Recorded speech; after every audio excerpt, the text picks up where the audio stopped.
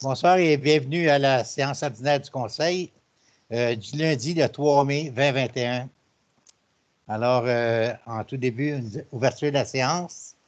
En tout début, c'est M. Arbeau. Je pense qu'on va lui laisser la parole pour les états financiers. C'est ça, M. Marc-Antoine? Oui, on va procéder à la présentation du rapport financier et plus tard, on fera le dépôt formel à l'ordre du jour. C'est bien. Alors, allez-y, M. Arbeau. Oui. Donc, je vais vous présenter le rapport financier condensé. Est-ce que vous voulez que je joigne la présentation? Ce serait peut-être bien préférable, là, oui. Oui, OK. Donc, pour débuter, je vais vous faire le sommaire de l'audit. Au niveau des points saillants de l'audit, c'est un rapport des auditeurs sans réserve. Notre seuil de signification est de 31 000 qui représente environ 1 % du budget. Il y a 41 points de contrôle qui existent à la Ville pour l'information financière. Tous les points de contrôle ont été vérifiés et aucune inexactitude a été retracée. L'approche qu'on a utilisée, c'est une approche mixte, qui est un mélange de tests de contrôle, de tests de corroboration et de conciliation théorique. Et il n'y a aucune déficience importante du contrôle interne qui a été retrouvée. Maintenant, pour le sommaire des résultats financiers au 31 décembre 2020. Donc, au niveau des points salients, votre excédent à des fins fiscales s'élève à 205 678. Vous avez eu environ 1 million de plus en revenus que prévu au budget, qui représente 33 %. De ce 1 million-là, il y a 620 000 qui est des subventions pour des dépenses d'investissement, 165 000 qui est la subvention pour la COVID, et il y a eu 155 000 de taxes de cours d'eau qui a été cherchées, sauf que vous avez la dépense en contrepartie à vos dépenses, donc l'impact est nul. Au niveau des dépenses, les dépenses ont été plus élevées que prévu au budget d'environ 70 000 qui représente 2,25 %, et la hausse des dépenses est surtout liée aux dépenses de cours d'eau. Votre endettement net à long terme s'élève à 2 036 029 et la dette nette s'élève à 517 713. La dette nette, elle, tient compte des actifs financiers qui représentent vos encaisses et vos comptes à recevoir. La Ville a reçu une réclamation de 15 000 $. La cause va être entendue à la Cour des petites créances. Maintenant, pour le sommaire des revenus. Au niveau des revenus de taxes, vous aviez prévu 2,5 millions. Le montant réel s'élève à 2,7 millions. Les compensations tenant lieu de taxes, vous aviez prévu 20 000 $. Le montant réel s'élève à 18 000 $. Au niveau des revenus de transfert, vous aviez prévu 94 000 $. Le montant réel s'élève à 918 000 $. C'est là qu'on voit la subvention COVID et la subvention que vous avez reçue pour les travaux d'infrastructure. Au niveau des services rendus, vous aviez prévu 213 000 $. Le montant réel s'élève à 142 000 $, mais c'est comparable avec l'exercice précédent qui s'élevait à 140 154 $. Au niveau de l'imposition de droit, vous aviez prévu 136 000 $. Le montant réel s'élève à 186 000 $. Ça, l'imposition de droit, en grande partie, c'est les revenus de droit de mutation. L'amende et pénalité, vous aviez prévu 8 000 $. Le montant réel s'élève à 6 941 $. Le revenu d'intérêt, vous aviez prévu 27 500 $. Le montant réel s'élève à 22 300 $. Et il y a eu des autres revenus de 56 000 $. Ce qui fait qu'au budget 2020, vous aviez prévu 3 81 515 $. Le montant réel s'élève à 4 074 022 $. Au niveau du sommaire des charges, vous aviez prévu des dépenses d'administration générale de 668 220. Le montant réel s'élève à 662 106. La sécurité publique, vous aviez prévu 500 777. Le montant réel s'élève à 477 995. Au niveau du transport, vous aviez prévu 365 642. Le montant réel, 354 603. L'hygiène du milieu, vous aviez prévu 557 000. Le montant réel est à 815 062. La hausse des dépenses est due au cours d'eau. Vous avez eu le revenu en contrepartie. Il n'y a pas eu de dépenses cette année de santé bien-être. Vous aviez prévu 3 000 $. L'aménagement, l'urbanisme et le développement, vous aviez prévu 114 000 $. Le montant réel s'élève à 118 000 $. Loisirs et culture, vous aviez prévu 424 000. Le montant réel s'élève à 263 700. C'est un peu moins élevé que l'an passé, qui était à 289 692 et moins élevé que le budget, qui est tout à fait normal parce que la plupart des activités ont été annulées à cause de la COVID. Les frais de financement, vous aviez prévu 72 000 $. Le montant réel s'est élevé à 82 000 $. Et l'amortissement, vous n'aviez pas prévu aucun montant. Le montant réel s'élève à 585 000. Et l'amortissement, c'est normal que vous ne prévoyiez pas de montant parce que pour la conciliation pour fin fiscale, on vient d'éliminer le montant de l'amortissement. Donc, ce serait une prévision pas importante. Au niveau de la charge totale, vous aviez prévu 2 705 000 et le montant réel s'est élevé à 3 360 000. Maintenant, l'excédent de fonctionnement. Vous aviez prévu un surplus comptable de 375 900. Le surplus comptable réel s'est élevé à 713 502. On doit venir soustraire de ce montant-là les revenus d'investissement parce qu'ils ne sont pas admissibles d'un point de vue d'un point de vue fiscal. Donc, on vient les réduire de 620 903. On doit venir rajouter l'amortissement et les dispositions d'immobilisation parce que la dépense d'amortissement n'est pas admissible d'un point de vue fiscal de 585 767. On vient réduire le remboursement de la dette à long terme. Vous aviez prévu 121 600, le montant réel s'est élevé à 110 615. On vient également réduire les affectations aux activités d'investissement. C'est les dépenses d'investissement qui ont été payées directement par le fonds d'opération. Donc, vous aviez prévu 162 800. Le montant réel s'élève à 162 800. Et au niveau des autres affectations, vous aviez prévu des dépenses de 91 500. Mais le montant réel s'est élevé à 199 273. Encore là, c'est des affectations pour les investissements. Ce qui fait qu'on arrive cette année à votre excédent de fonctionnement de 205 678 $. Et finalement, la situation financière qui représente votre bilan.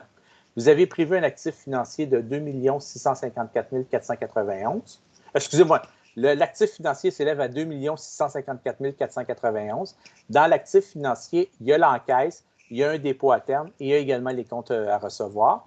Les actifs non financiers, vous aviez un montant de 8 651 000.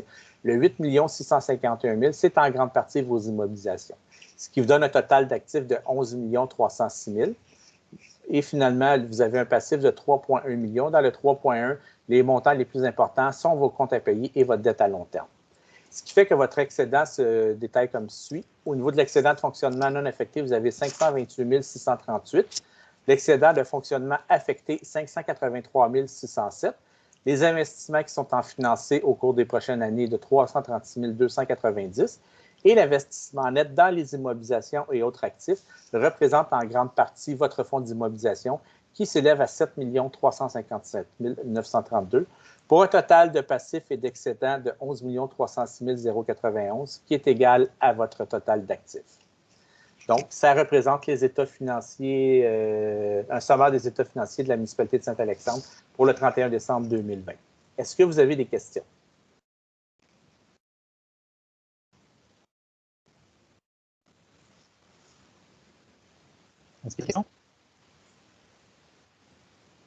Est-ce que ça complète, M. Arbeau? Oui, ça complète. Alors, est-ce que vous avez des questions concernant les états financiers? Alors, s'il n'y a pas de questions, à l'item 2.4, pardon, nous accepterons le dépôt tantôt du rapport financier. Alors, je vous remercie beaucoup, M. Arbeau, pour ces chiffres qui sont intéressants quand même pour la municipalité. Alors, merci bien pour votre travail. Merci, ça me fait plaisir. Pas s'il y a des conseillers qui auraient à ajouter là-dessus. Je pense que vous êtes tous satisfaits. Alors, c'est une bonne nouvelle pour la municipalité. Oui. Exactement. Alors, à l'item 1.1, période de questions. Est-ce que nous avions des questions, M. Marc-Antoine? Oui, ben en fait, M. Arbeau, si vous voulez quitter maintenant, vous pouvez. Ah, OK. Oui. Parfait. Bien, merci beaucoup.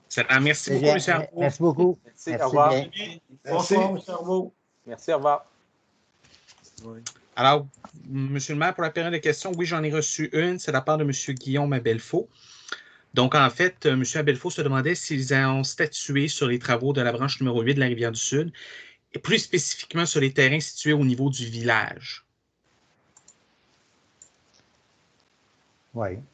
Puis, et ça, c'est au niveau de la MRC qui, de leur projet de la demande de nettoyage de fossés. Alors, je ne sais pas ce qu'on peut rajouter là-dessus. Est-ce que vous m'entendez? Oui, on vous entend. Donc, dans le fond, c'est la MRC qui a compétence là-dessus. Exactement. Moi, c'est sûr que la MRC m'avait confirmé qu'ils maintenaient leur position là, sur le sujet. Là, donc, Ils verront la situation lorsqu'ils font le nettoyage. Là. Je ne sais pas s'il y a des commentaires là-dessus parmi les conseillers et conseillères. Non. Alors, nous allons... Oui. Je peux en faire un, là? Oui, allez-y, Bernard.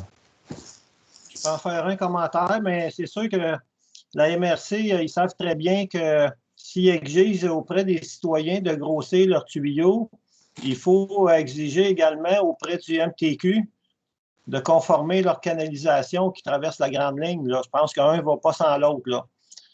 Fait qu'avant d'exiger à nos citoyens de grossir leurs tuyaux, il faut s'assurer que l'MTQ s'est engagé à le faire aussi en dessous de la rue Saint-Denis. Là. Fait que je pense que c'est la première étape. Il faut les laisser travailler avec le MTQ pour voir s'ils sont capables d'aller chercher ces travaux-là. Là. C'est bien. Si oui, si à un moment donné, on nous dit que le MTQ s'est engagé à mettre conforme leur canalisation sur la rue Saint-Denis, bien, je pense qu'il va falloir qu'à ce moment-là, le reste suive. Là. Mais pour l'instant, on ne l'a pas eu, cet engagement-là du MTQ. Là. Non, il y a eu une demande et puis ça nous avait été refusé.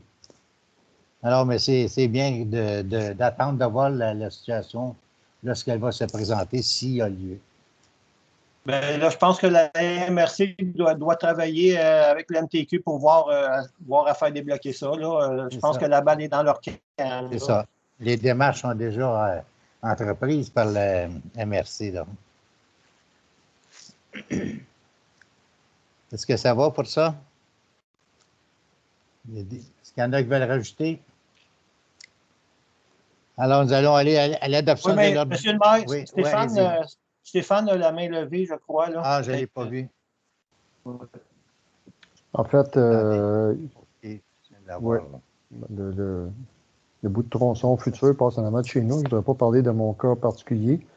Ceci étant dit, je pense que ça serait important aussi d'avoir la participation du MTQ, exactement comme Bernard a dit. Là. Je veux dire, si on est pour exiger de tout le monde de se conformer à un certain type puis un certain dimensionnement de tuyaux, mais je pense que ce serait important que tout le monde y passe aussi, incluant les MTQ. Vous avez raison. Est-ce qu'il y en a d'autres qui doivent s'exprimer? Parce que je ne vois pas exactement où sont les mains, moi, là.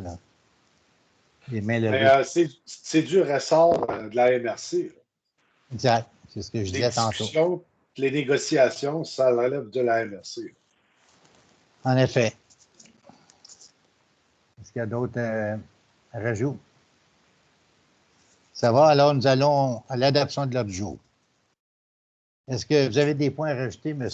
Marc-Antoine, concernant l'ordre du jour? Oui, il y a des points qui sont à rajouter par rapport à l'ordre du jour qui a été publié sur le site Internet. Donc, à 2.12, il va y avoir le rajout facturation code-part de l'Arena 2021. À 2.13, le rajout de Journée internationale contre l'homophobie et la transphobie. À 2.14, rajout du point utilisation du vote par correspondance pour les électeurs de 70 ans ou plus en vue de la prochaine élection municipale. À 5.2, il y a le rajout du point budget supplémentaire distribution d'arbres aux citoyens. Et à 8.6, il y a le rajout de participation de la municipalité au projet espaces éphémères. Est-ce que, Madame, Messieurs, les conseillers, est-ce que vous avez des points à rajouter à l'ordre du jour? Non? Alors, j'accepterai une proposition pour l'adoption de l'ordre du jour. Bernard va la proposer. Proposée par Bernard, appuyée par Yves. Alors, le point suivant, l'adoption du procès-verbal de la séance ordinaire du 6 avril. S'il est conforme, j'accepte une résolution en ce sens. Proposé par Yves, appuyé par Florent. Par Florent. Tout le monde sont d'accord? Oui. Item suivant, adoption des comptes et engagements de crédit. Vous avez la liste des engagements de crédit. Est-ce que vous avez des questions? Marc-Antoine, est-ce que vous avez des choses à spécifier?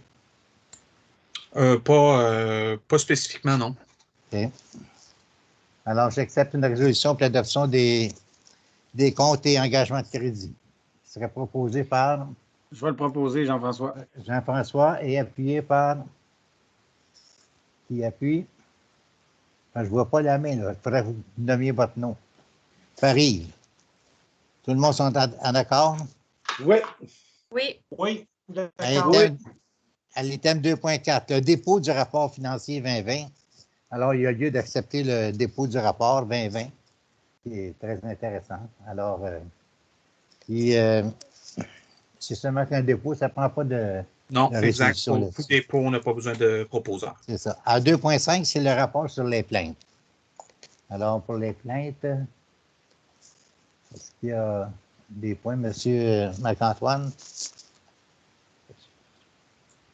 Oui, il y avait deux plaintes, en fait, ce mois-ci. Il y en avait une concernant la circulation à haut débit sur Montée-Lacroix. Donc, elle a été transmise à la Sûreté du Québec et j'ai compris qu'il y avait eu des opérations radar qui avaient été faites. Et l'autre, c'était par rapport à une toilette qui traînait à l'avant d'une propriété depuis quelques mois. Donc, elle a été transmise à Louise et la situation semble avoir été corrigée, si je ne me trompe pas. Alors, est-ce qu'il y a des questions concernant les plaintes? Il n'y a pas de questions. Alors, nous allons à l'item suivant. Item 2.6, octroi de contrat, achat d'équipement de captation. Alors, je vous laisse Marc-Antoine avec ça. Oui, et si jamais Odile a de quoi pour compléter, elle pourra le faire. En fait, c'est pour acheter un équipement de captation pour les réunions à la salle du conseil. Donc, les réunions tant avec les citoyens qu'à l'interne au niveau de la municipalité. Donc, c'est de se doter d'un système avec une télévision, avec une caméra, avec un système pour capter le son et les enregistrements. Donc, il y a eu 3 soumissions qui ont été soumises à l'Hôtel de Ville. Et la soumission qui correspondait le mieux aux besoins et qui était la moins dispendieuse, c'était celle de VGA Communication pour un montant de 10 515 $ et 80 sous, plus les taxes applicables. Savoir, est-ce qu'il y a des questions? Savoir, j'accepte une proposition pour l'octroi de contrat. Moi, je vais en proposer, Jean-François. Proposé par Jean-François et appuyé par Marie-Ève. Marie-Ève. Tout le monde sont en accord? Oui. Item, Oui. item suivant, 2.7, charte municipale pour la protection de l'enfant. Alors, M. Marc-Antoine. Oui, alors c'est un projet qui a été fait par la Fédération québécoise des municipalités en partenariat avec l'Espace Muni et la municipalité de Fortierville. Donc, ça s'inscrit un peu pour commémorer, dans le fond, les 100 ans des événements qui se sont passés avec Aurore l'enfant martyr, qui est originaire de la municipalité de Fortierville.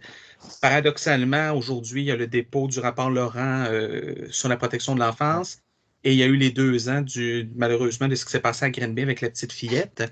Donc, l'AFQM, dans le fond, avec les partenaires, ont élaboré une charte municipale pour la protection de l'enfant et elle invite, dans le fond, l'ensemble des municipalités à l'adopter pour la bienveillance des enfants. Alors, j'accepterai une résolution pour l'adoption de cette charte municipale pour la protection de l'enfant.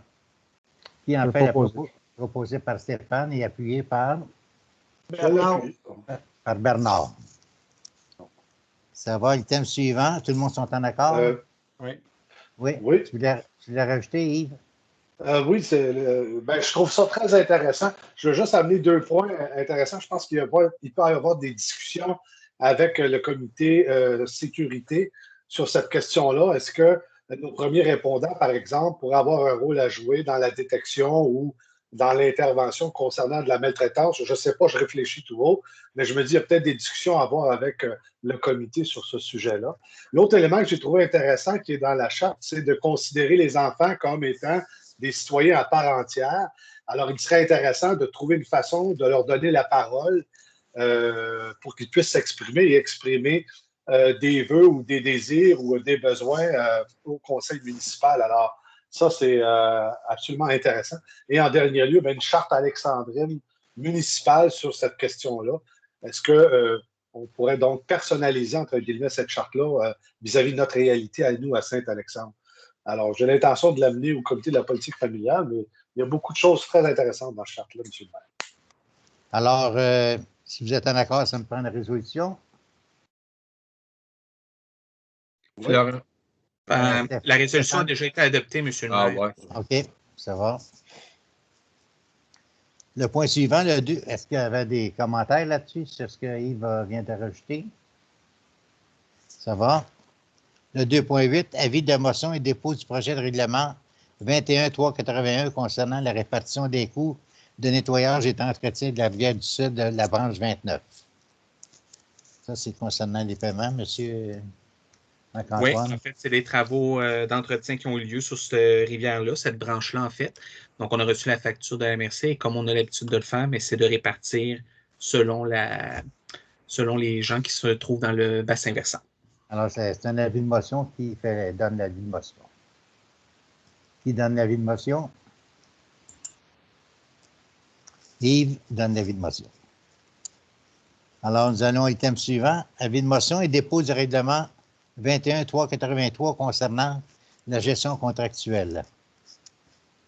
Alors, M. Marc-Antoine. Oui, en fait, c'est en lien avec le projet de loi numéro 67 qui a été adopté et sanctionné par l'Assemblée nationale au mois de mars dernier. Donc, c'est la loi qui instaure un nouveau régime d'aménagement dans les zones inondables des lacs et des cours d'eau, qui octroie temporairement aux municipalités des pouvoirs visant à répondre à certains besoins et modifiant diverses dispositions. Donc, dans ce projet de loi-là, à l'article 124, il est mentionné que les municipalités doivent modifier leur règlement de gestion contractuelle au plus tard le 25 juin 2021. Donc, c'est pour ça qu'on dépose l'avis de règlement aujourd'hui. Parce qu'il faut prévoir des mesures pour les fins de passation de contrats qui vont favoriser les entreprises québécoises ou des entreprises qui ont un établissement au Québec à partir du 25 juin prochain sur une période de 3 ans, donc jusqu'au 25 juin 2024. Alors, qui donne l'avis de motion? Stéphane? Merci bien. Des commentaires? Nous allons à l'item suivant, 2.10. Demande de commandite. Centre d'entraide régional d'Henryville. Oui, M. Marc-Antoine ou M. Bernard? Je peux laisser la parole à Bernard pour ce point-là. Oui, bien, en fait, c'est que le centre d'entraide prévoit cette année encore offrir aux gens de Saint-Alexandre le projet Fruigume. Donc, c'est accompagné, bien entendu, d'une publicité. Et cette publicité-là, bien, ça prend la forme d'un envoi, tout simplement, un petit envoi à tous les portes, partout où il y a des résidences à Saint-Alexandre. Et ce que le centre demande, c'est de payer le coût de ces envois-là. C'est des envois, en fait, qui vont donner l'information sur la tenue du projet Fruigume et l'horaire, les horaires et tout ça. Donc, ça représentait un montant, je pense que vous l'aviez calculé, Marc-Antoine, de 160, 170 $ environ. Là. Environ 170 $. On parle de 17 sous par pas. C'est ça. Alors, vous en faites la proposition, M. Bernard? Certainement. Et qui appuie? Ça me prend un appuyeur, Florent. Alors, oui, Bernard, tu voulais continuer? Bien, je voulais simplement mentionner que au moment où je vous parle, il nous manque encore une personne pour qu'on puisse opérer convenablement le projet Fruigume. On le sait que la main-d'œuvre est difficile à obtenir un peu partout. Bien, nous autres aussi, on le vit. Là. On a embauché une coordonnatrice pour le projet, mais là, il nous manque un commis. Donc, le poste est affiché à plusieurs endroits. Là, si vous connaissez des gens qui pourraient être intéressés par ce genre d'emploi-là, bien, simplement contacter le centre d'entraide. Merci bien. Alors, nous allons à l'item suivant, le 2.11, proclamation de la semaine de la santé mentale 2021. Alors, M. Marc-Antoine. Juste avant, le point 2.10, est-ce que tout le monde était d'accord? Est-ce que tout le monde est d'accord avec le... Ça va? C'est bon. Oui, donc 2.11, la proclamation de la semaine de la santé mentale 2021. Donc, c'est simplement une proclamation municipale que cette semaine, du 3 mai jusqu'au 9 mai, on proclame la semaine de la santé mentale, donc de sensibiliser, dans le fond, à ces enjeux-là. Donc, c'est présenté par l'Association canadienne pour la santé mentale, Division Québec. Ça va? Est-ce que j'ai eu une proposition pour ça? Non. Qui propose la proclamation? Marie-Ève et puis appuyée par? Je vais l'appuyer. Par Jean-François. Et tout le monde sont en accord? Oui, d'accord. Item 2.12. Facturation du code port Arena 2021. Alors, M. Marc-Antoine? C'est usuel, donc à chaque année, vous avez toujours le premier versement de la quote-part qui vous est proposé. Donc, c'est simplement d'entériner le montant qui est de 10 853,17 $. Alors, qui en fait la proposition? Stéphane, appuyé par Bernard Lepuis. Par Bernard. En fait, Oui. j'avais une question sur le sujet. Allez-y. Pourquoi il y a un 2000 supplémentaire qui nous revient de 2020? Est-ce que vous pouvez répondre, M. Marc-Antoine? Je pense que c'est un ajustement en fonction des inscriptions qui ont lieu. Ça répond à votre question? Oui. Alors, tout le monde sont en accord? Le point suivant. Journée internationale contre l'homophobie et la transphobie. M. Marc-Antoine? Oui, alors c'est la Fondation Émergence, dans le fond, qui nous a envoyé cette communication-là vendredi dernier. Donc, le 17 mai prochain a lieu la Journée internationale contre l'homophobie et la transphobie. Donc, dans le libellé de la résolution, on mentionne qu'on est une société quand même assez égalitaire. Il y a une Charte québécoise des droits et libertés qui reconnaît notamment qu'il n'y a aucune discrimination qui peut être exercée sur la base d'orientation sexuelle, de l'identité de genre ou de l'expression de genre. Malheureusement, il y a encore des gens qui vivent des discriminations en raison de ce statut-là. Donc, c'est simplement que la municipalité proclame le 17 mai comme étant la Journée internationale contre l'homophobie et la transphobie. Et si vous acceptez de la proclamer à ce moment-là, le 17 mai, il y aura le drapeau arc-en-ciel qui flottera sur le mât de l'Hôtel de Ville pour cette journée. Alors, s'il y a lieu, j'accepte une résolution, si vous êtes d'accord. Je vais le proposer. Proposé Jean-François et appuyé par Stéphane. Tout le monde sont en accord? Oui. Oui. Ça va? Oui. Item 2.14, utilisation du vote par correspondance pour les électrices et les électeurs de 70 ans ou plus pour l'élection générale du 7 novembre 2021 et pour toute procédure recommencée à la suite de cette élection. Ça explique, M. Marc-Antoine? Je pense que oui. En fait, pour donner des précisions, il y a eu un projet de loi qui a été adopté à l'Assemblée nationale et sanctionné qui permettait d'adapter le règlement des élections par le directeur des élections afin de favoriser la tenue d'une élection sécuritaire en raison de la situation de la pandémie de la COVID-19. Dans le règlement du DGE, je vais l'appeler comme ça, le règlement du DGE, il y a des dispositions qui permettent le vote par correspondance, par exemple, pour des gens qui sont dans des résidences pour aînés, des gens qui doivent s'isoler en raison de la COVID. Donc, ces gens-là ont accès de facto au vote par correspondance. Par contre, le règlement permet aux municipalités d'élargir le vote par correspondance et permettre à tous les citoyens de 70 ans ou plus au moment du scrutin de voter par correspondance et d'en faire la demande. Donc, c'est, dans le fond, la résolution ferait en sorte qu'on aurait le droit, pour les gens de 70 ans, de demander l'accès au vote par correspondance. Alors, ça me prend une résolution. Qui en fait la proposition? Marie-Ève, appuyée par Bernard. Alors, le point suivant. Est-ce que tout le monde est en accord? Oui, est-ce que... Oui. Oui. C'est bien, merci. Alors, nous allons à l'item suivant. Service de sécurité incendie. Le rapport, M. Benoît. Bonsoir tout le monde. Bonsoir. Bonsoir, Benoît. Excusez-moi tantôt si j'ai quitté la réunion puis je suis revenu. C'est juste que j'ai eu un appel d'un citoyen. Je voulais juste m'en excuser. Fait que pour le mois qui vient de passer, on a eu 3 appels premiers répondants sur notre territoire. Un appel incendie. L'appel incendie, c'était une installation électrique qui touchait les installations d'Hydro-Québec. On a eu une pratique de désincarcération qui s'est déroulée chez Fer et Métaux Duval.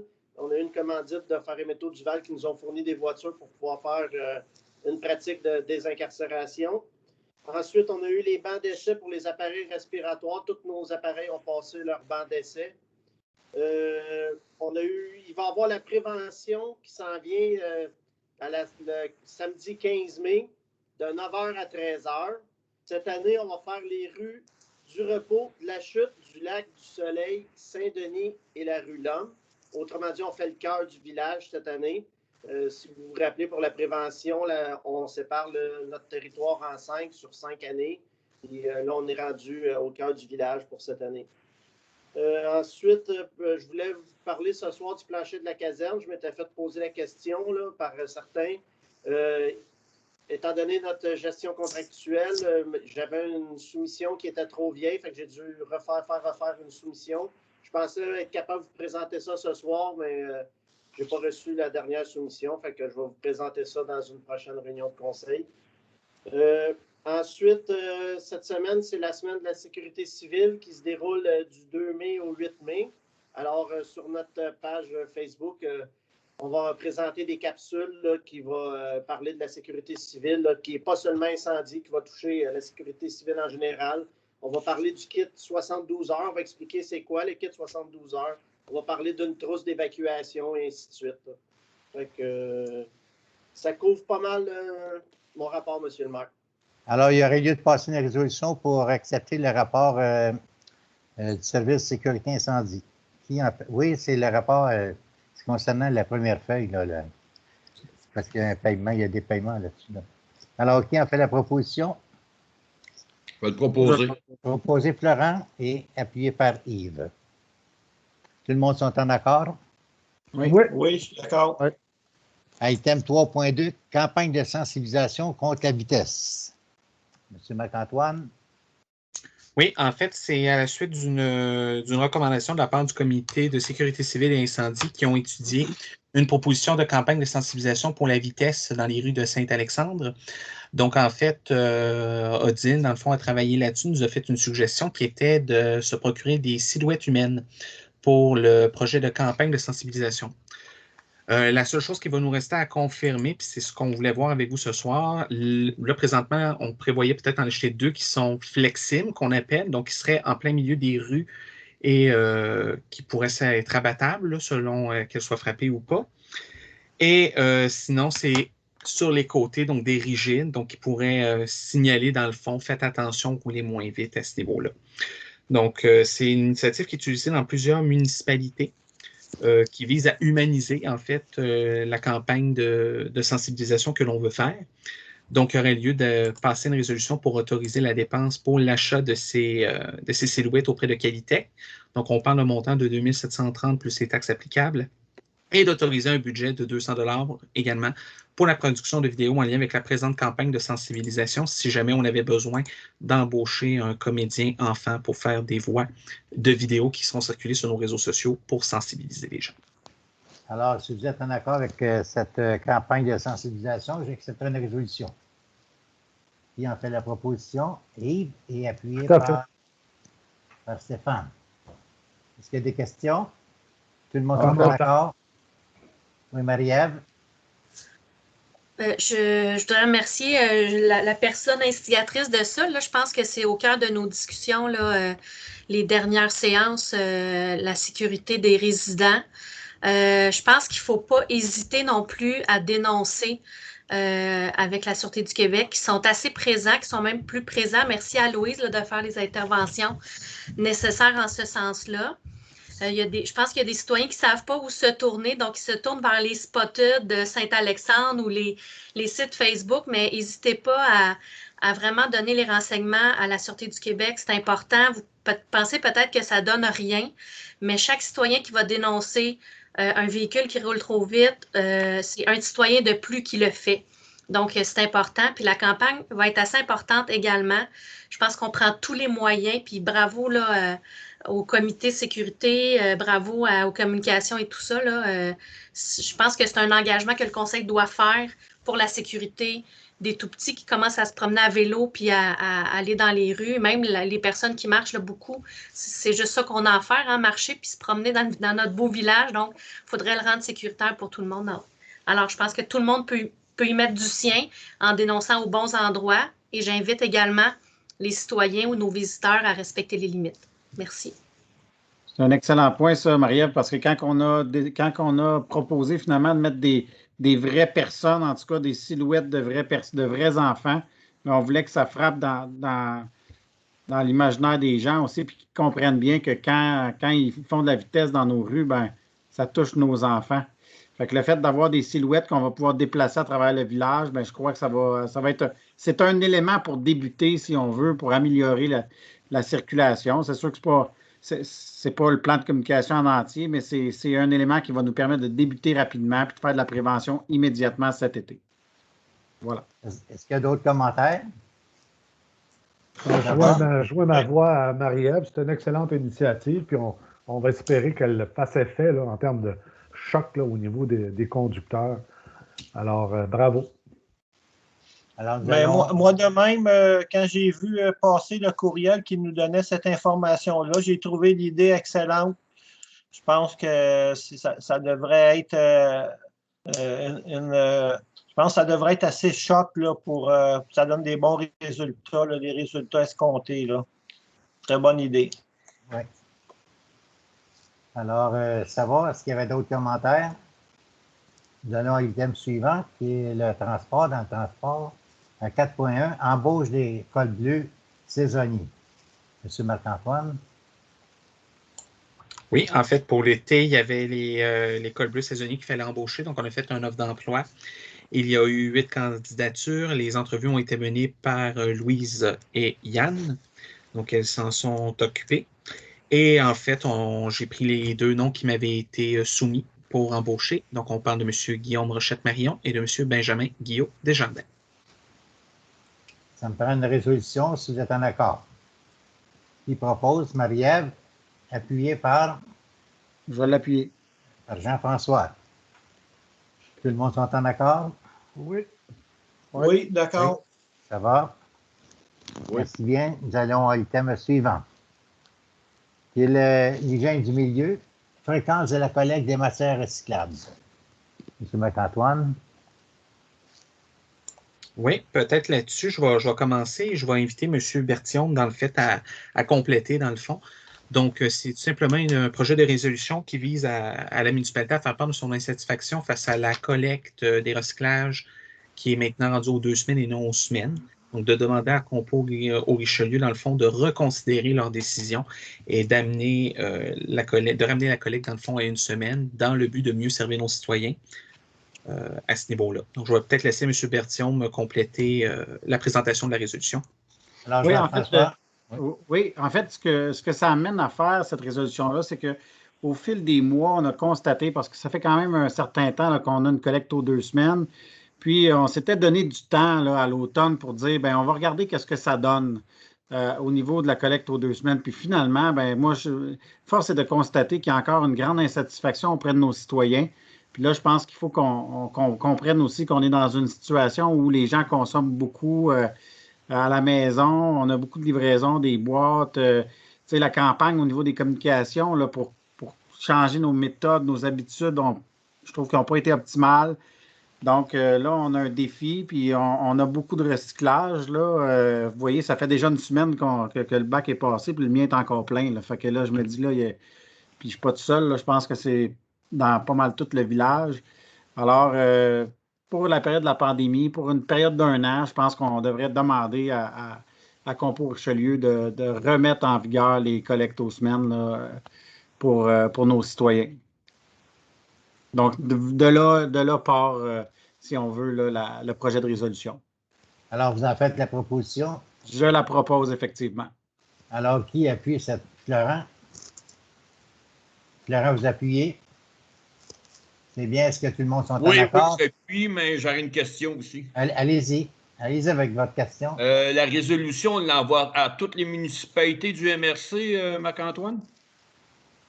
Telle qu'elle est mise présentement, oui. Donc, c'est à toutes les municipalités de la MRC, à la MRC même et à Compo Richelieu. OK. C'est un rein, cet éclaircissement. Merci.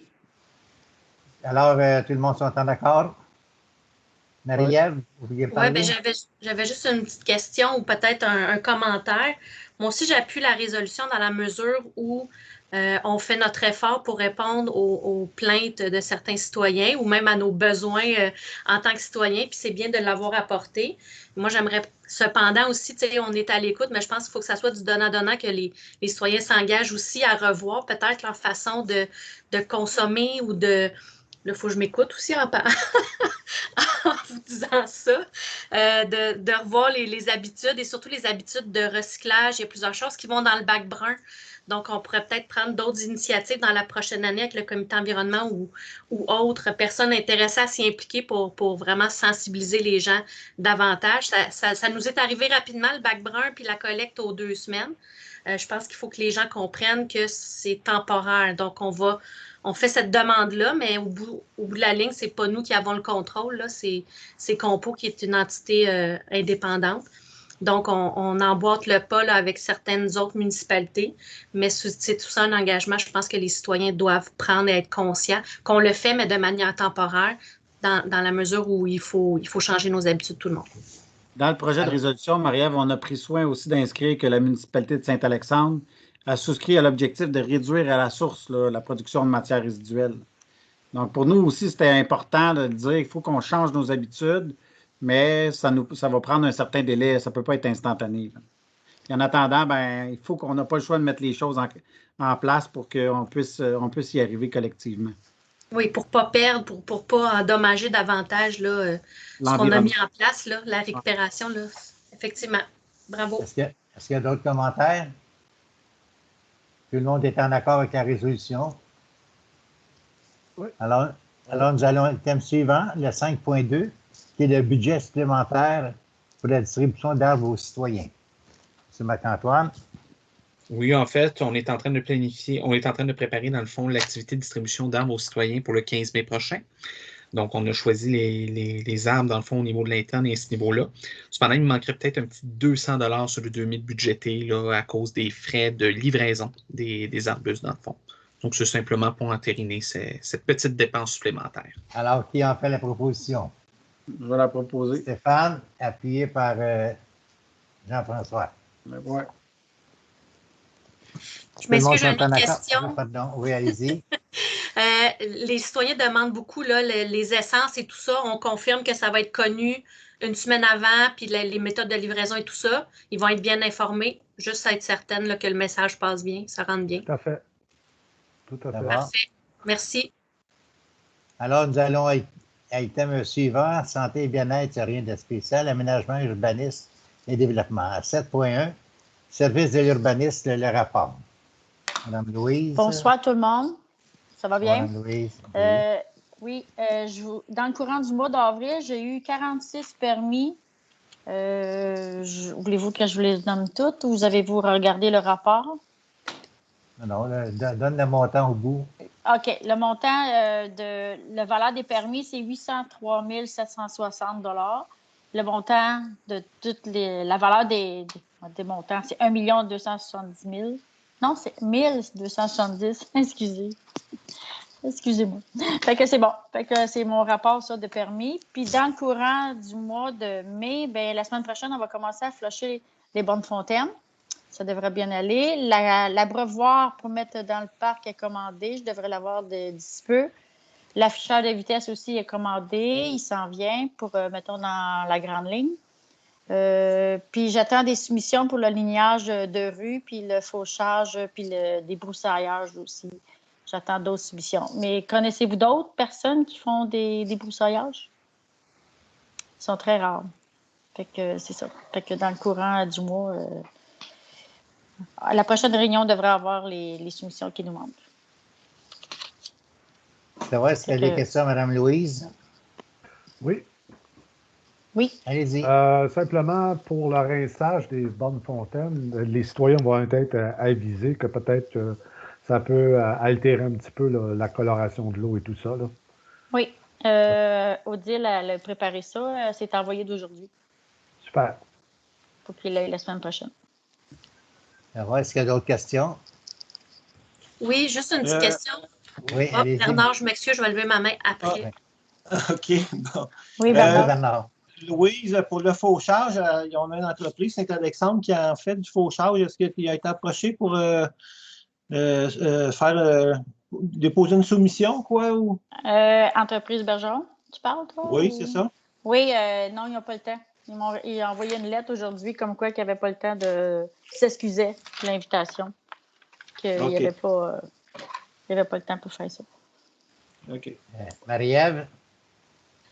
Oui, ben, j'avais posé la question auparavant, puis je vais la reposer. Omnivigile, c'est comme ça que ça s'appelle, le système qui informe. Est-ce que ça peut être utilisé à d'autres fins, telles aviser les citoyens qu'il y a un lavage de bornes, par exemple, ou qu'il y a l'eau est colorée? Est-ce qu'on peut mettre de l'avant ce système-là? Je sais que Benoît, avec ses compagnons, vont faire une tournée. Là. Moi, ça m'a incité à m'inscrire quand justement ils sont venus vérifier mes installations chez moi. Je me demande, est-ce que c'est un service qu'on peut ajouter? Tu sais, je sais pas, est-ce que c'est juste pour des catastrophes qu'on utilise Omnivigile? On pourrait-tu utiliser ça? La grande ligne est fermée, il y a un accident majeur, prenez un détour. Il y a un lavage des bornes telle journée, n'oubliez pas. Je pense que c'est un moyen de communication de plus qui pourrait peut-être rassurer les gens sur les efforts qu'on met à leur communiquer les bonnes infos. C'est une question que je vous envoie. Très bon point, Marie-Ève. Stéphane?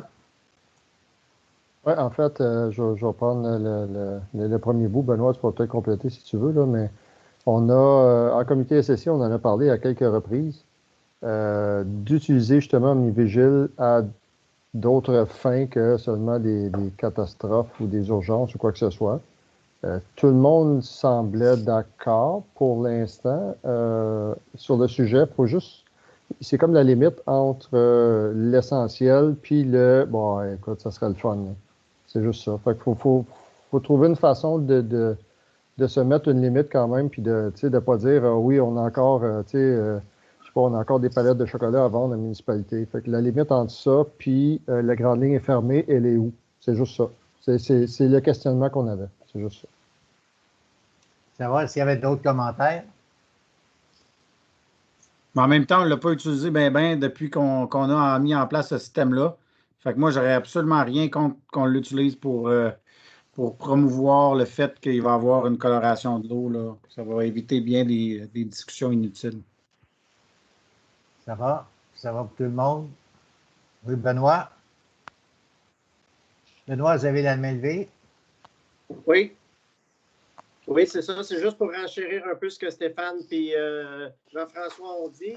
Oui, effectivement, Marie-Ève, tu as raison. C'est un moyen de communication qu'on peut utiliser soit pour ébullition de l'eau, dès que l'eau risque d'être jaune, et ainsi de suite. Ce n'est pas nécessairement juste pour des catastrophes. C'est un Omnivigile, c'est là pour l'urgence.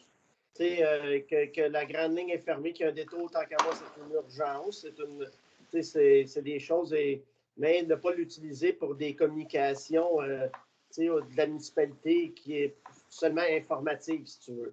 Mais effectivement, oui, c'est un très bon point. Puis on en a parlé en comité de sécurité civile et comité incendie. Ouais. D'ailleurs, plus qu'on va l'utiliser, plus. Il ne faut pas trop l'utiliser, mais plus qu'on va l'utiliser, plus les gens vont être portés à y porter attention aussi. À l'utiliser et à s'inscrire. Est-ce qu'il y a d'autres commentaires? Ça va? Le point suivant. Louise, Madame Louise, ça complétait votre rapport? Oui. Oui. Le point suivant, l'avis de motion et dépôt du projet de règlement 21-382 concernant le PIA. Alors, M. Marc-Antoine. Oui, en dépôt du projet de règlement qui vient modifier le règlement relatif au plan d'implantation et d'intégration architecturale, mieux connu sous PIIA. Donc, dans le fond, le but, c'est d'assurer une intégration harmonieuse de certains projets dans les zones résidentielles du périmètre d'urbanisation. En fait, si je devais synthétiser le règlement, c'est que toute demande de construction ou de rénovation importante qui modifie l'aspect extérieur des propriétés dans le périmètre urbain devra être soumis à un processus d'approbation à partir de maintenant. Donc, les gens vont devoir faire une demande de permis beaucoup plus complète en précisant notamment, sans être exclusif, la nature des matériaux qui vont être utilisés, la couleur, les dimensions, les fonctionnalités qui vont devoir être utilisées pour ces projets-là. Ensuite, ça va être soumis au comité consultatif d'urbanisme qui va étudier et qui va émettre un avis. Et ensuite, ce sera envoyé au conseil municipal qui devra en fait accepter la demande et accepter de délivrer, dans le fond, le permis de rénovation de construction ou refuser, selon les critères qui sont établis dans le règlement. Ça va, alors, ça prend quelqu'un pour donner l'avis de motion. Stéphane? Ça va? Alors, nous allons au thème suivant. Loisirs et culture, rapport du service des loisirs, culture et communications.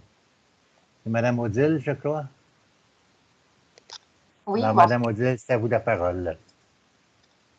Oui, au courant du mois d'avril, on a continué à essayer d'élaborer une programmation d'activités si on peut un jour finir par faire les activités. Et puis, on a aussi travaillé en loisir là, sur le projet d'étude de réaménagement du parc, là, considérant la butte à glisser. On a eu aussi là, des développements au niveau du comité rural en santé et qualité de vie. On a eu quelques rencontres là, pour présenter là, des projets donc, qui seront abordés au point suivant dans l'ordre du jour. On a aussi beaucoup travaillé en communication là, au courant du mois d'avril, notamment pour élaborer la campagne de sensibilisation pour la vitesse. On a fait des petits tests, des petites expériences avec des petites capsules vidéo sur Facebook pour faire la promotion de nos boîtes croque-livres, pour réajuster un petit peu le fonctionnement. On profite du printemps pour renouveler un peu le fonctionnement des boîtes croque-livres. Donc, on travaille aussi là, pour des événements qui s'en viennent, donc la distribution des arbres, la zone mellifère aussi, des petits événements comme ça qui s'en viennent là, dans les prochaines semaines. Donc, on a aussi toute la portion du camp de jour qui est en développement avec l'Association des loisirs, formation des animateurs, l'embauche est complétée. Donc, le camp de jour, les inscriptions se terminent bientôt. Ou sont déjà terminées. On a quelques semaines là, qui sont complètes à 55 enfants. Et puis, le camp de jour débutera le 28 juin. Donc, voilà, en loisirs, culture, communication, ce qui s'est déroulé en avril et ce qui s'en vient. Ça va. Est-ce qu'il y a des questions concernant ce rapport de loisirs, culture et communication? Oui. Oui. Yves? Oui, dans la cantine, recherche d'informations pour demande de permis RACG. Excusez mon ignorance. Oui, en fait, c'est que c'est la régie des alcools, des courses et des jeux. L'association des loisirs qui gère le service de cantine, là, les soirs de Balmol. En fait, on avait là, certains soirs par semaine qui permettaient d'avoir un certain permis de réunion pour vendre des boissons alcoolisées sur place. On étudie la possibilité là, d'optimiser notre permis à un niveau supérieur, si vous voulez, à upgrader le permis, si vous voulez l'anglicisme, pour être capable de faire des activités là, presque à tous les soirs de la semaine. Là. En fait, qu'il n'y ait plus de limite là, de soirs par semaine pour vendre de l'alcool, des boissons alcoolisées à la cantine. Donc, c'est pour ça on a fait des recherches là, au niveau de la régie des alcools pour voir les différents permis à obtenir. Ça répond à votre question, M. Yves. Ça va? Est-ce qu'il y avait d'autres questions? Alors, le 8.2, contrat planification des infrastructures de loisirs. Alors, Marc-Antoine, je ne sais pas si c'est toi ou si c'est Mme Odile. Je vais laisser Odile en parler. Eh bien. Mme Odile, c'est à vous. Oui, bien, en fait, ça entoure le projet de la butte à glisser. On sait que notre glissade, notre structure en bois commence à être passablement défraîchie, nécessite des travaux à chaque année. Donc, on a fait des recherches là, pour trouver des firmes de consultants en architectes paysagistes pour revoir l'aménagement du parc, les possibilités d'installer une butte à glisser pour remplacer notre structure de glissade en bois. Donc, on a contacté plusieurs là, firmes qui sont toutes très occupées ces temps-ci. Et puis, on a finalement reçu là, 2 offres plus détaillées. Donc, je ne sais pas, Marc-Antoine, si tu veux présenter les 2 offres. Oui, en fait, on a reçu une de conception paysage, donc ça faisait plus d'1 mois qu'on l'avait reçue, celle-là. On a validé qu'elle est bel et bien valide encore. Donc, c'est une offre de 6 700 qui comprend notamment une rencontre de démarrage avec le conseil pour bien cerner les besoins, en fait, que vous voulez voir sur ce parc des loisirs-là, qui peut s'accomplir quand même sur un temps assez court, là. Donc, on parle d'un délai de 1 mois pour la réalisation. Et l'autre qu'on a finalement obtenu, c'est du groupe BC2. Et là, on parle d'un montant de 7 800 $. Et si on devait rajouter une visite du site avec une rencontre de démarrage, il y aurait un 700 $ de plus. Alors, il y aurait accepter la proposition du... oui, donc ça serait d'accepter la soumission de... Là? Oui, de conception paysage, exactement. Conception paysage, c'est ça, je me demandais le nom. Alors, proposé par Yves, appuyé par Jean-François. Tout le monde s'entend d'accord? Tout à fait. Oui. Ça va, ça complète ce point. 8.3, pardon, participation de la municipalité au projet cinéma plein air mobile.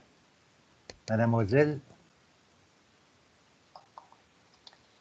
Oui, en fait, c'est des projets qui ont été réfléchis par le Comité rural en santé et qualité de vie, CRSQV. En fait, c'est le sous-comité loisirs de ce grand comité-là qui s'est penché sur des possibilités de faire des demandes de subventions en se regroupant les municipalités rurales qui veulent bien participer à chacun des projets. Donc, au total, il y a 4 projets qui ont été soumis là, à chacune des municipalités rurales du Richelieu. La première concerne de l'achat d'équipements de cinéma en plein air.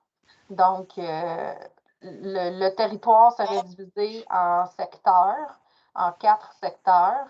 Et puis, les municipalités de chacun des secteurs pourraient se partager le kit de cinéma durant une saison. Et puis que le kit de cinéma puisse faire la rotation des municipalités. Donc, au lieu que chacune des municipalités se procure le matériel, ben, en se regroupant, on divise la dépense. Et puis, c'est ça, c'est possibilité d'aller chercher un montant subventionné par le programme d'initiative pour des collectivités en santé du gouvernement fédéral. Alors, ce qui comprend un montant de combien l'engagement? Attendez un petit peu que je retrouve mon projet.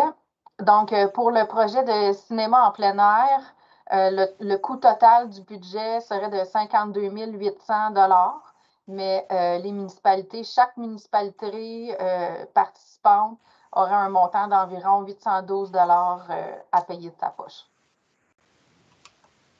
Alors, est-ce qu'il y a une proposition pour ça? Si vous êtes en accord avec ce cinéma plein air, Yves, t'en ferais la proposition? Oui. Proposé par Yves, appuyé par Marie-Ève. Tout le monde sont en accord? Oui. Oui. En fait, j'avais juste une petite intervention à faire parce qu'on a parlé des 4 projets là, à la rencontre de travail. Puis je me suis retrouvée avec Odile et Marc-Antoine aujourd'hui, puis on a discuté de choses potentiellement le fun à faire cet été, ne sachant pas quoi. Puis on a ramené l'espace public éphémère, donc c'est pour ça qu'il réapparaît là, comme résolution. C'est pour ça l'ajout de Marc-Antoine tantôt, parce qu'on en avait discuté la dernière fois, puis on ne savait pas trop à quoi ça pourrait faire référence. Puis avant qu'on vote sur tous les points, je le trouvais plus intéressant aujourd'hui, cet espace éphémère-là. Dans toute l'optique où on pourrait développer peut-être quelque chose. Je sais qu'il y a 3 parcs à Saint-Jean-sur-Richelieu qui ont emboîté le pas pour la consommation là, de pique-nique et tout ça. Et si tu pique-niques, tu as le droit d'apporter une consommation alcoolique et tout ça. Ce serait peut-être un espace à mettre en œuvre, peut-être pas au parc Marie-Jeanne Fréjot, mais plus près de l'église ou à côté de la municipalité, des endroits plus tranquilles où on pourrait peut-être, en partenariat avec des restaurants du coin, offrir un espace repas familial sous un bel éclairage, puis ça fait partie de ça. Donc, c'est un peu ce qui a émergé aujourd'hui, puis c'est complètement... je suis désolée de vous amener ça de même, là, mais c'est un peu pourquoi qu'on l'a ramené là, à la suggestion de Marc-Antoine et Odile. Fait que je voulais juste que vous soyez au courant pourquoi ça me tentait pas la dernière fois quand on en a parlé, mais là, aujourd'hui, ça semblait plus intéressant. faut se réinventer un petit peu, hein, parce qu'on ne sait pas ce qui nous attend pour l'été. Eh bien. Alors, si vous êtes en accord avec ce projet, j'accepterai une résolution. Je vais le proposer. Jean-François. Jean-François, qui appuie. Marie-Ève, tout le monde sont en accord? Oui. Oui. Oui. Ça va. Le point suivant, participation de la municipalité au projet parc avec point d'accès Wi-Fi. Juste, je suis désolé, on parlait de quel sujet, là, l'autre avant? Est-ce qu'on parlait du cinéparc en plein air ou on parlait des espaces publics éphémères? Parce que si on parlait de l'espace public éphémère, on peut peut-être revenir au cinéparc en plein air. Attendez, là. Techniquement, on était au point 8.3 qui était le cinéma plein air mobile. Il parlait d'un montant de 812 $. Oui, 812 $ par municipalité qui participe à ce projet-là. Je sais qu'on a parlé des projets éphémères, mais on va recommencer, peut-être, là, juste pour être sûr. Là. Donc, on va aller avec le point 8.3 qui est la participation au projet cinéma plein air mobile. Alors, si vous êtes en accord, c'est 812 $. Qui en fait la proposition? Je l'avais proposé, M. le maire, mais je réitère ma proposition. Et appuyé par... Qui avait appuyé? Marie-Ève? Oui, oui, je vous ai mêlé ça, hein? Je vous ai brassé ça, je suis désolée. Non, c'est parce que c'est l'item plus oui, là, 8.6. Pour mettre du piquant un petit peu dans la séance ce soir. C'est ça, oui. Bon. OK, item 8.4, participation de la municipalité au projet parc avec point d'accès Wi-Fi. M. Marc-Antoine. Oui, Odile, tu pourras compléter au besoin si jamais je me gourre complètement. Donc, on parle d'un projet, dans le fond, qui vise à mettre des points d'accès Wi-Fi dans les parcs municipaux. Donc, c'est un projet qui est suggéré à l'ensemble des municipalités rurales de la MRC du Haut-Richelieu. Donc, présentement, on prévoit un budget global de 65 000 à travers ce projet-là qui serait subventionné par les mêmes programmes que Odile parlait. Donc, il y avait la MRC du Haut-Richelieu via le volet 2, soutien à la compétence de développement local et régional pour 12 300, plus une subvention de 39 700 pour l'initiative canadienne pour les collectivités en santé, ce qui a amené un 20 % aux municipalités qui était de 13 000 $, donc une moyenne de 1 000 $ par municipalité par année. Donc, il faut comprendre évidemment que ce projet-là ne se fait pas juste pour l'année 2021, mais se fait soit pour une durée de 3 ans ou une durée de 5 ans, selon le contrat de service qui sera signé. Ça va. Si vous êtes en accord, ça me prend une proposition. Alors, qui en fait la proposition? Marie-Ève, appuyée par Stéphane. Tout le monde sont en accord? Oui. Alors, on va avoir le Wi-Fi. Item suivant. Participation de la municipalité au projet achat de bancs et de fontaines pour boire. Alors, M. Marc-Antoine ou Marie-Ève, pas Marie-Ève, Odile. Je vais peut-être laisser plus Odile sur ce point-là, celui-là. Allez-y, Mme Odile. Oui, excusez-moi, oui. Donc, en fait, c'était un projet qui est axé pour répondre à des besoins au niveau des aînés. Qui est en fait, la demande de subvention serait déposée là, dans un programme, le programme Primada, qui est pour vraiment axé là, pour répondre aux besoins des aînés.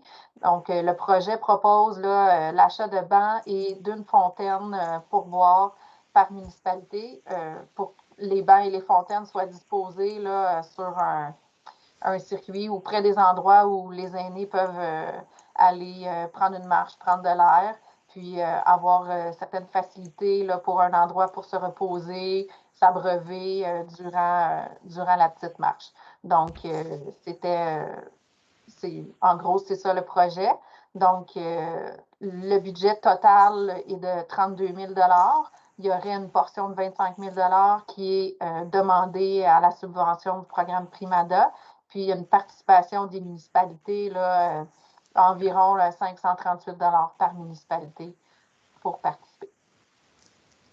Alors, si vous êtes en accord avec ce projet, moi, j'accepte une proposition pour le montant de 538 $ proposé par Yves, appuyé par Stéphane. Et tout le monde s'entend d'accord? Oui. Oui. Oui.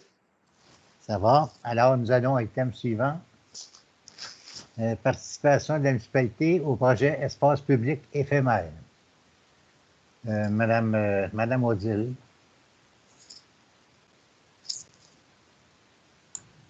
Odile, ton micro n'est pas activé. Désolée, je ne croyais pas l'avoir refermé. Donc, le projet d'espace public éphémère, c'est d'offrir à chaque municipalité de créer un petit environnement plus chaleureux, une zone avec une ambiance. Ça peut être dans un parc comme ça peut être dans une rue. C'est vraiment là, à chaque municipalité de définir son projet, de définir le souhait qu'elle veut réaliser sur son territoire. Donc, ça se veut des espaces, là, ça pourrait être autant des tables à pique-nique ou un éclairage particulier pour créer une ambiance. Dans la fiche du projet, là, on propose de cibler la période automnale ou même la période de Noël pour qu'il y ait créé un petit coin là, plus chaleureux, une halte lumineuse là, pour contrer les heures du jour qui diminuent à l'automne. Ça pourrait être aussi, là, comme Marie-Ève l'a mentionné plus tôt en séance, en fait, de créer là, des espaces pour donner une terrasse, là, peut-être aux restaurants locaux. Donc, ça peut prendre là, vraiment la forme qu'on veut. Et puis ça, ben, encore là, c'est un projet concerté là, avec les autres municipalités rurales. Donc, il y aurait peut-être la possibilité de voir là, si à chaque année, on s'interchange nos espaces éphémères pour modifier l'ambiance à chaque année. Donc, c'est ça le projet des espaces publics éphémères. Il est un peu plus difficile à expliquer parce que un peu plus flou, un peu plus chacun décide là, à son image qu'est-ce qu'on veut réaliser comme ambiance, mais c'est ça le projet. Pour les montants d'argent, ben, ça dépend un peu de qu'est-ce qu'on veut réaliser comme projet, mais ce qui est estimé, là, c'est un projet global de 91 000 qui serait financé par l'Initiative canadienne pour des collectivités en santé au montant de 72 800, qui aurait un impact pour chacune des municipalités participantes là, au coût environ de 1 400 $. Donc, voilà, c'est l'idée de Marie-Ève, comme on en a discuté un petit peu plus tôt aujourd'hui, c'était peut-être de se procurer des tables à pique-nique supplémentaires avec une petite ambiance lumineuse pour créer un coin terrasse là, pour des pique-niques familiaux ou donner une terrasse aux restaurants locaux. Puis est-ce que ça pourrait être face au presbytère?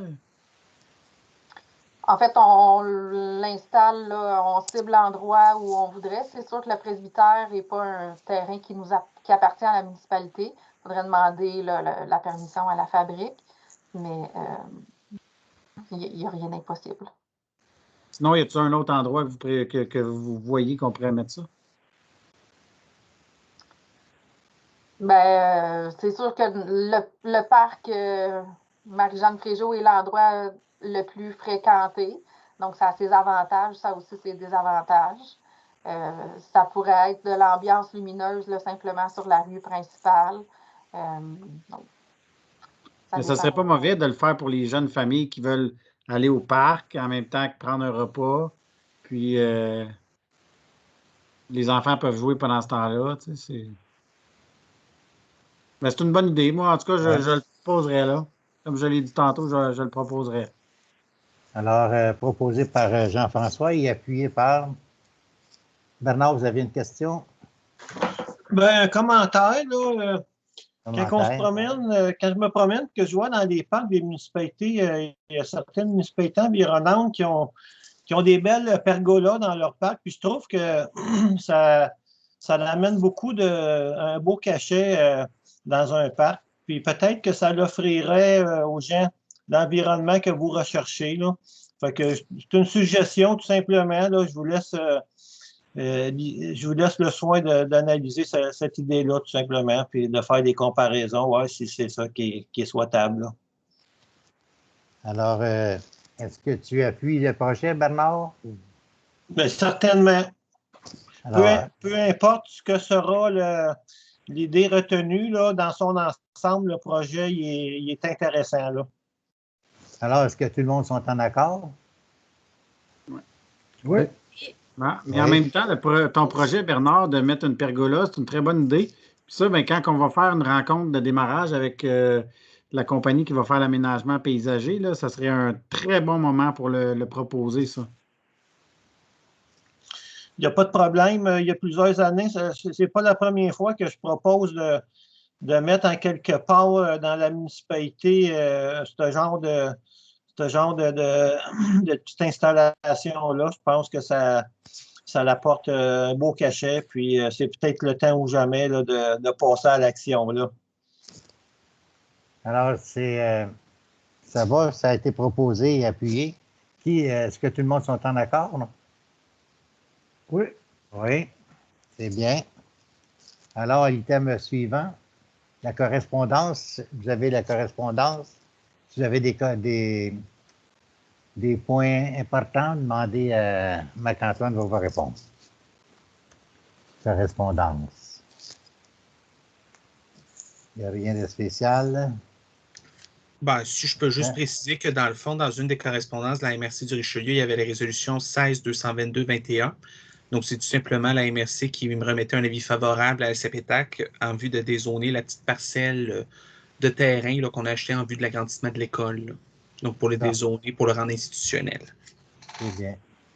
Bernard, vous avez la main levée. Est-ce que vous avez... OK, je vais la baisser, mais je cherchais quand même à voir si on n'avait pas eu l'approbation de notre demande auprès du MTQ pour la réfection de notre enceinte cet été. Là. Je pense qu'il n'y a rien encore de rentré comme nouvelle dans ce sens-là. Effectivement, je n'ai pas eu encore d'annonce de réfection et ainsi de suite.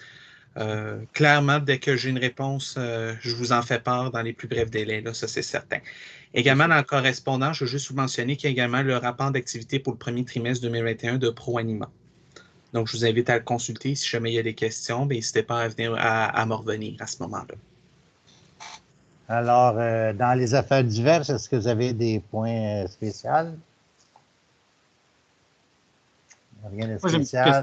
J'ai une petite question rapide. En fait, est-ce qu'on a déjà fait des plaintes par rapport aux hélicoptères de l'armée qui passent proche des résidences? On a-tu déjà eu à faire ça dans le passé? Non. On n'a pas de juridiction là-dessus, je pense. Hein? C'est vraiment fédéral. OK. C'est vrai, est-ce qu'il y a d'autres... Il n'y a rien qui vous empêche cependant de mentionner votre inquiétude ou quelque chose comme ça, mais c'est clair que la municipalité ne peut pas interdire le passage d'hélicoptères militaires sur son territoire. Là. En fait, c'est que moi, il y a un citoyen qui m'a interpellé par rapport à ça. Donc, je pense que l'hélicoptère a passé assez près de chez eux, là, avec des photos à l'appui. Fait que c'était peut-être de sensibiliser ces gens-là à peut-être faire attention là, quand ils passent le soir là, proche des résidences. Là.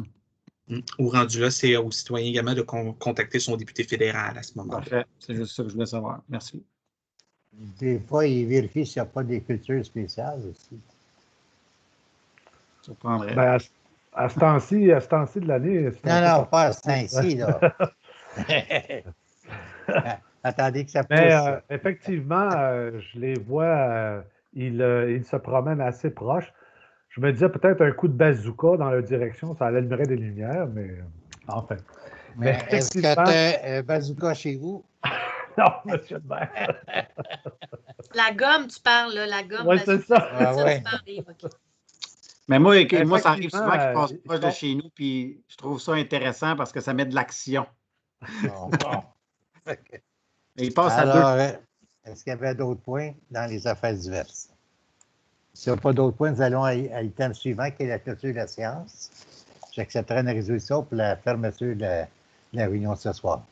Je pense que M. Barrette se propose pour faire lever la séance. Je ne suis pas sûre, il me semble que j'ai entendu ça. Il m'a soufflé ça à l'oreille. Si vous me tendez, je vais le proposer. Proposé par Yves. Alors, je vous remercie beaucoup. Ça complète notre belle réunion. Est-ce qu'il y a d'autres choses à discuter, là, non? Alors, il ne reste plus seulement qu'à vous dire chacun un beau bonsoir et une bonne nuit. Bonsoir tout le monde. Merci. Merci. Bonne nuit. Bonsoir tout le monde. Bonsoir. Bonsoir. Bonsoir tout le monde.